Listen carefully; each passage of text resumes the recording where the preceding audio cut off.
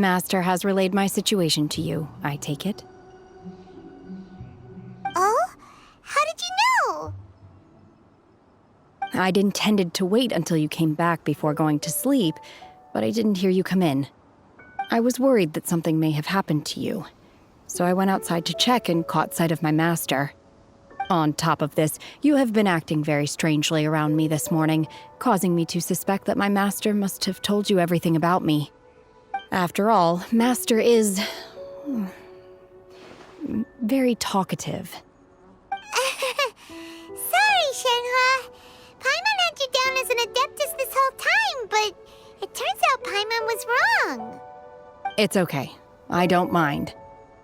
The fault is mine for not explaining everything to you sooner, because in my experience, trying to explain is a futile pursuit. Still, though you mistook me for an adeptus, you never treated me as distant and unapproachable. Instead, you treated me as you would a friend. For this, I am very grateful indeed. To be fair, we've met our fair share of real adepti, too. Anyway, now it's settled. From now on, you're our friend. Whether you're an adeptus or a human isn't the important thing. First and foremost, we're just plain old friends. Got it. Although I don't know quite what it entails in terms of what I have to do, I must say I like the title friend very much indeed. Great! Well, now that we're all rested up, we should start searching for the other 2 items on the list. But before we do that, let's go to the building site and ask Ningguang's little helper how the progress is going. After all, Sunset Vermilionite is so rare. Paimon doubts many competitors will really be able to find any. If it turns out some of them have given up already, we'll be able to take things a little more slowly. Oh, and another thing. We bought some grilled chicken drumsticks on the way back last night. There was a place just outside. Here's one for you, Shenhua. Try it! They're so good. I concur. It has a rich flavor, far more agreeable than those I've cooked for myself in the wilderness in the past.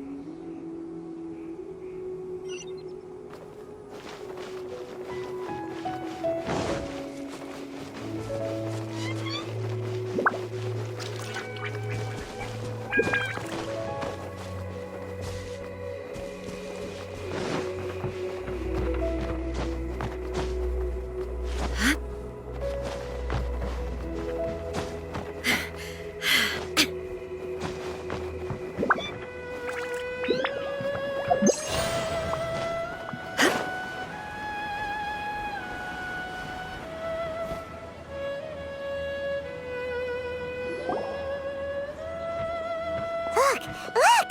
The Jade Chamber is floating into the sky! But it seems to be tied down by something. That's because it's not finished. Hey, Bywin! And hey, Beto! And hey! Person Paimon doesn't know? Given the enormous scale of the Jade Chamber, we split the construction work into 2 phases to make sure the structure remains balanced. Before we find some suitable plastrite, we build the Jade Chamber's keel at ground level. Once the plastrite is ready, we place it into the keel and let the partially constructed Jade Chamber rise up to the height of the surrounding mountain peaks. The remainder of the construction work is then carried out at that altitude. Once everything is ready, we release the iron tethers and allow the Jade Chamber to rise to its target altitude. Miss Bywin, we've brought some new materials to submit. One moment, I'll be right there. The construction work has only been able to progress this rapidly thanks to the plastrite provided by you. Lady Ningguang is most grateful and looks forward to seeing more of your work. Wow, can't believe you sourced the plastrite so quickly. It's the key piece of the puzzle. Looks like you beat us to the punch. Beto, you're joining the Jade Chamber contest too? Sure am. I happened to get my hands on a chunk of Sunset Vermilionite on a voyage a while back, so I figured I'd bring it over. Huh. So even though it's rare, we're not the only ones who managed to get a hold of it. Oh, I've got some introductions to do. This is the renowned Miss Yoon, or Yoonjin, probably the most famous figure in the Liyue opera scene. Greetings. These two are Paimon and the Traveler, both good buddies of mine. And this is... sorry, not sure we've met. Shenhe. I am their... friend. Good to meet you. A friend of a friend is my friend too. Or, as I like to say, a mate of a crewmate is part of the crew. Miss Yoon is also here for the contest. Turns out she needed to borrow a boat, so we came together. It's an honor to finally meet you both. I've heard much about you. Miss Shenhe, though we are only meeting for the first time, I have a feeling that we will get along very well indeed. To be honest with you all, I am in great need of this opportunity to ask Lady Ningguang a question. That's why I joined the contest. Thanks to my father's connections, I was able to acquire a specimen of the plaustrite required. Fortunately, it was approved for submission, despite being a little on the diminutive side. Wow. So it looks like the three of us are competitors now. Excuse me for prying, Miss Shenhe, but are you competing as well? No, I don't have any questions for Ningguang. I just wanted to help her win. In that case, I have a proposal to make. Lady Ningguang said that the first 3 contestants to procure all 3 materials will be awarded the chance to ask a question. Well, there are 3 teams here. We can split the prize between us. Instead of competing against each other, we could work together to secure the top 3 places between us. What do you think? Sounds great, but how does that change things exactly?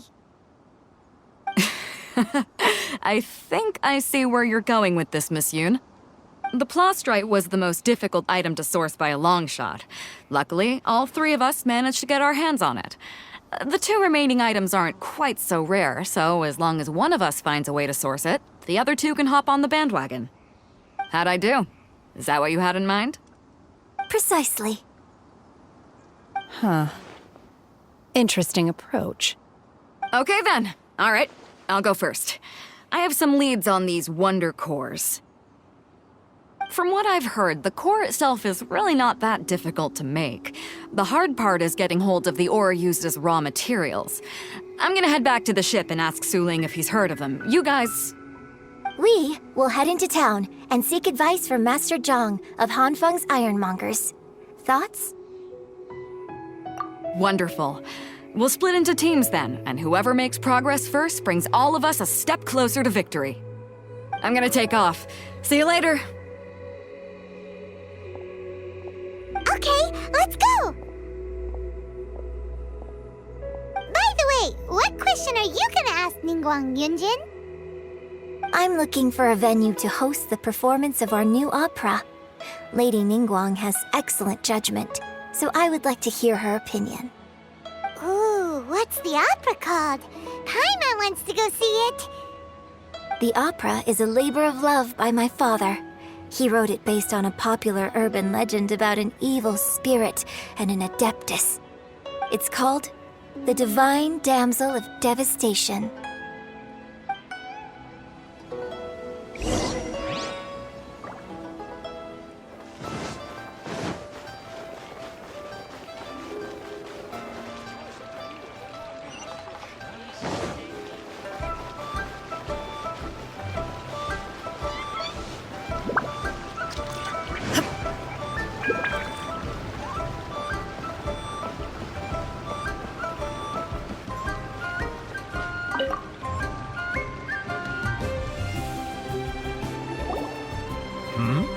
Ah, hello.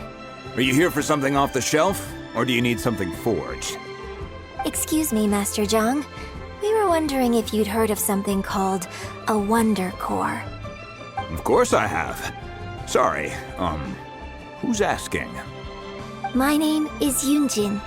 Perhaps you don't know me, but I believe that you forged some weaponry for my father in the past for stage use. Yoonjin? Stage use? Oh, so you must be Miss Yoon. Sorry. My brain's finally caught up. It's not used to doing much beyond bashing a hammer all day. Everyone's heard of you, Miss Yoon. Even folks who don't make it to the opera all that often. Like myself. So, you're here to ask about Wonder Cores, huh? As it happens, I do know how to make them. Matter of fact, I made some for Lady Ningguang back when she was building the original Jade Chamber. The types of ore needed to make Wonder Cores are a little hard to come by. Lady Ningguang supplied them herself last time. I don't suppose you've brought any yourselves? No, we were gonna ask you what kinds of ore we need. Sure. Well, you'll need two kinds. Star Splinter Iron and Subrosium. If I remember correctly, Lady Ningguang sourced her Star Splinter Iron from the Mount Tianheng area. They say it resonates with visions. It could take some work, but if you stick with it, you'll find some eventually. As for the Subrosium, though, that's trickier. It's all but unheard of on the market. I'm really not sure. Sorry. What I've heard is that the people around Mount Tianheng have some sort of magic trick that can pinpoint the location of the stuff. Of course, it's probably just hearsay. If you want my advice, start by looking for Star Splinter Iron around Mount Tianheng. And if you run into any locals, ask them a few questions about Subrosium. Mount Tianheng. Interestingly enough, the story of the divine damsel of devastation also takes place on that mountain. I hear the view there is quite spectacular. A favorite destination of the Adepti, in fact. Perhaps it can give me some inspiration. Let's not delay. We should head straight there.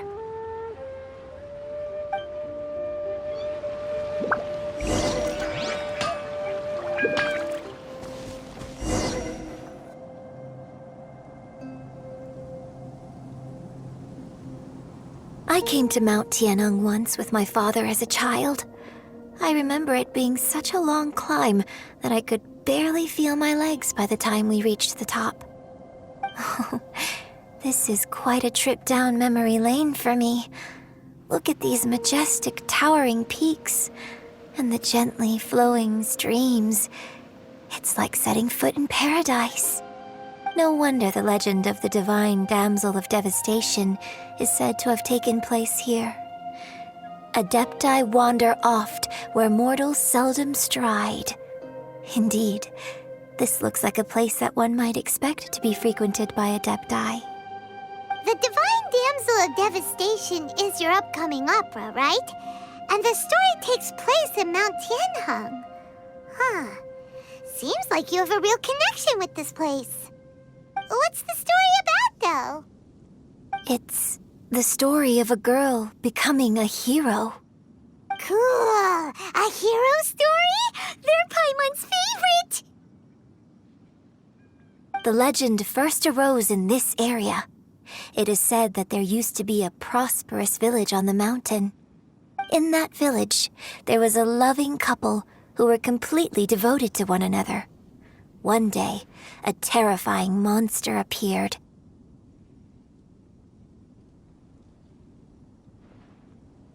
The wife was out collecting herbs and was captured by the monster.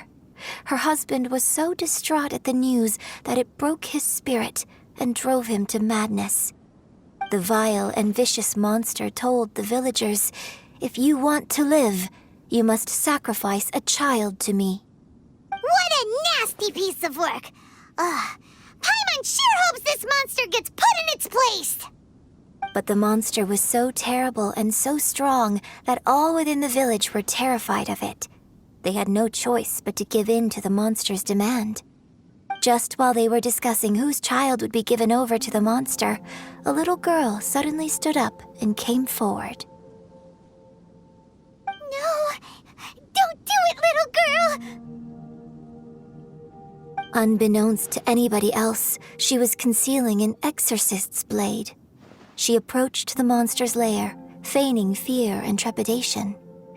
When she finally arrived, she courageously drew her sword and entered into a fierce struggle with the monster, from which she eventually emerged as the victor. Her extraordinary abilities drew the attention of the Adepti, and they took her as one of their own.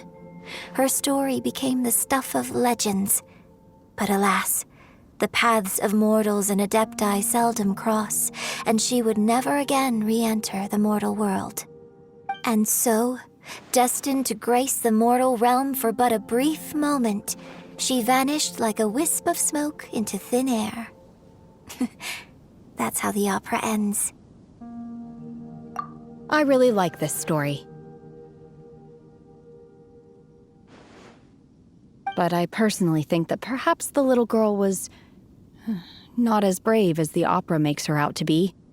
I'm not sure she deserves all the praise she is given. I've never considered that before. Opera is always an interpretation of the events it purports to portray. A certain degree of deviation from the truth is always inevitable. When my father wrote the script for this play, I suppose his intention was to inspire his audience with the character of the divine damsel. I think it's a great story. The ideal story. Well, it sure inspired Paimon! Let's go get ourselves some Star Splinter Iron! Yeah!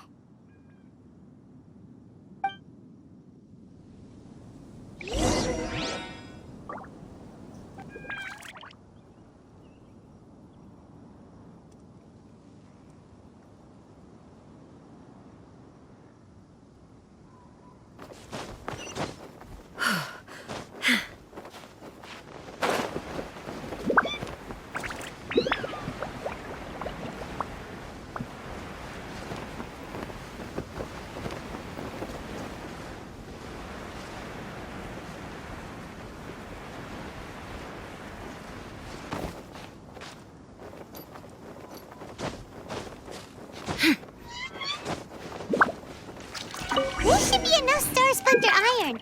Now we just need to find that Symposium. I think I saw a village on our way here. Master Zhang said we should ask the locals for help. Why don't we try there?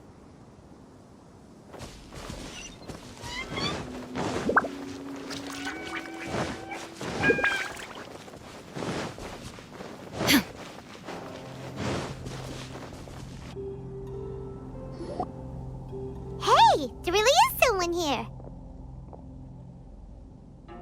Yunjin, looks like you were right. Excuse us, sir. Can we ask you something? Huh. He didn't seem to catch that. Hello, sir.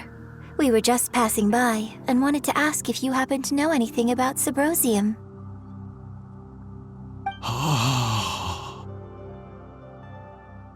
Is he trying to tell us to look for clues in the village? Well, whatever. Guess we're on our own here. Shenhua, Yunjin, let's have a look around.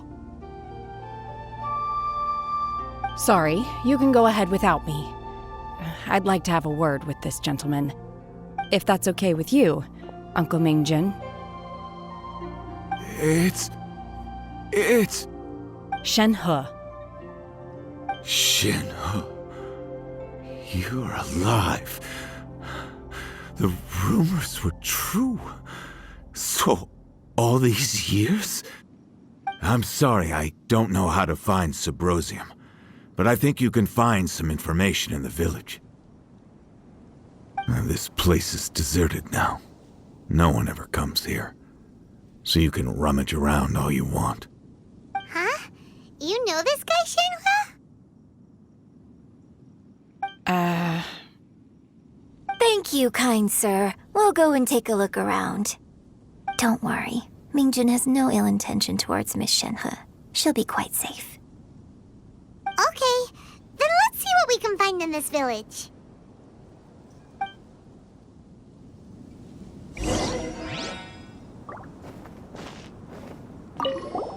I came back here once before, a few years ago. Alone.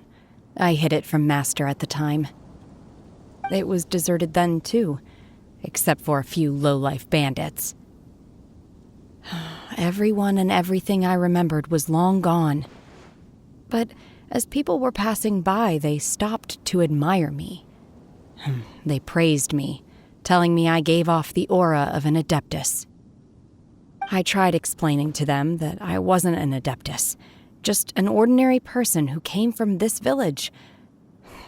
But no one believed me. When I saw how run down all these houses were, I felt at a loss. It was like I took a look at the world, and on the surface, it looked like a vast realm with so many places I could go. Then I looked a little closer, and there was nowhere for me to go at all. Suddenly, so much time has gone by. Everything has changed. Last time I visited, I felt so upset. But today, I don't know why, but it feels different.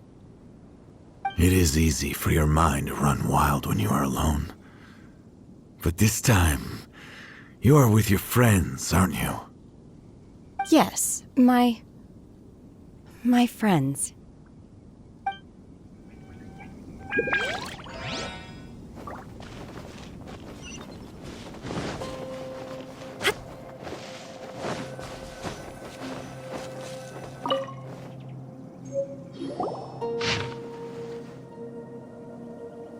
The remains of a god, an abandoned village, Mount Tianheng.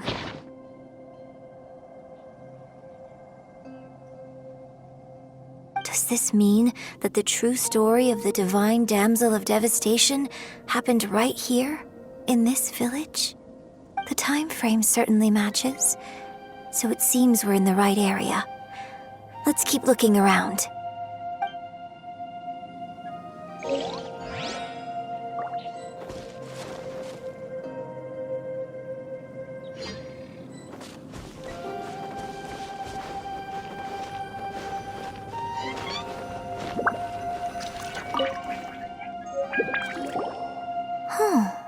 What's this?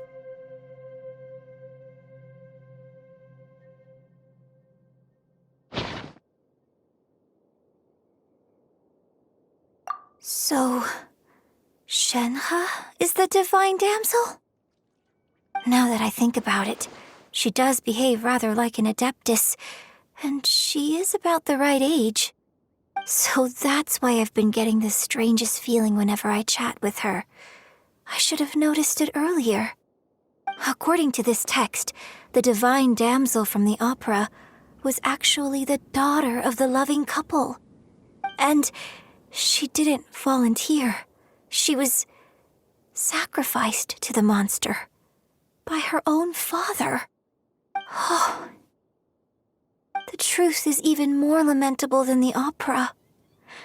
Now I understand why Shenhe said the girl was not as brave as people think. It wasn't her choice to enter that ghastly situation. She was forced into it. Oh, it looks like my father may need to make a few revisions to his beloved opera. We've looked everywhere, but still no mention of Sabrosium. Let's have a look over there.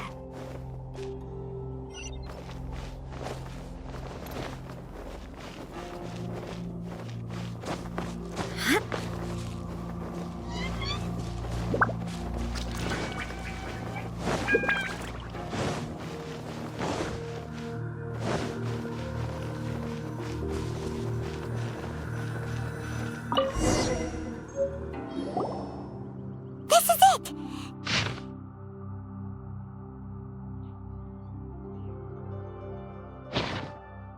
So basically, we need to go to the middle of the lake south of Mount Tianheng at dusk, and we'll find us some Sabrosium! Let's go back and tell Shenhe the news! One year when I was back visiting, I heard a story about a white-haired Adeptus from a merchant passing by. I never imagined it was you. I was a very close friend of your father's. I could have stopped him from performing the summoning ritual. I had plenty of chances, but I couldn't bring myself to stand up to him. I just let things happen, let it all escalate. Well, we all know how that story ended. I bring flowers back here every year. And each time I wish I had a chance to apologize to you.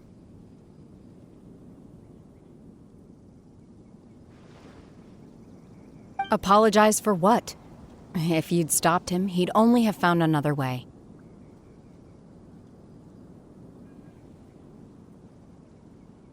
There is nothing he wouldn't have done for his true love. Nothing. Do you still hate him? I don't know what I feel.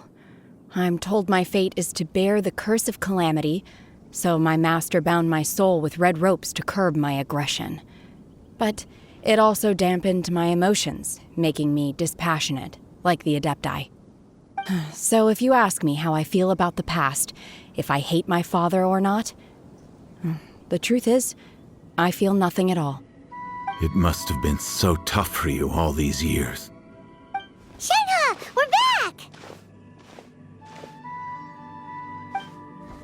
Oh, then I will leave you all in peace. Shenhe, it brings me some solace knowing that you are okay. I'll tell you more about the old times next time we meet. Thanks, mister. We found some info in the end.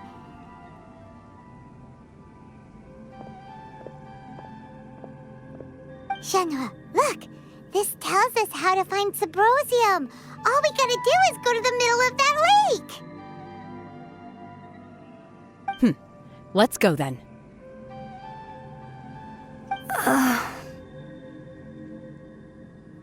Miss Shenhe, there's something I'd like to talk to you about. Just now, in the village, we found your father's diary. It turns out that many of the details in the Divine Damsel of Devastation are not true to the facts, so I'd like to change them. Why? I know I say that opera always deviates from the truth, but now that the main character is standing right here in front of me, I cannot simply dismiss your lived experience in favor of my father's fiction. It's okay. I like your version.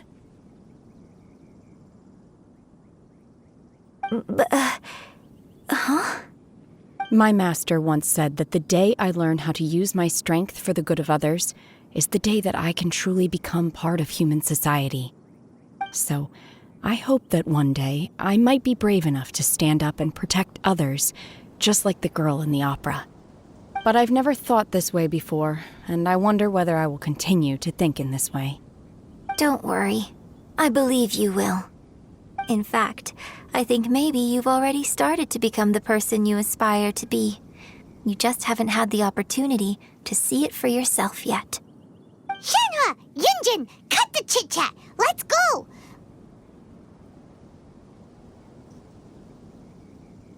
We can't let someone else beat us to it!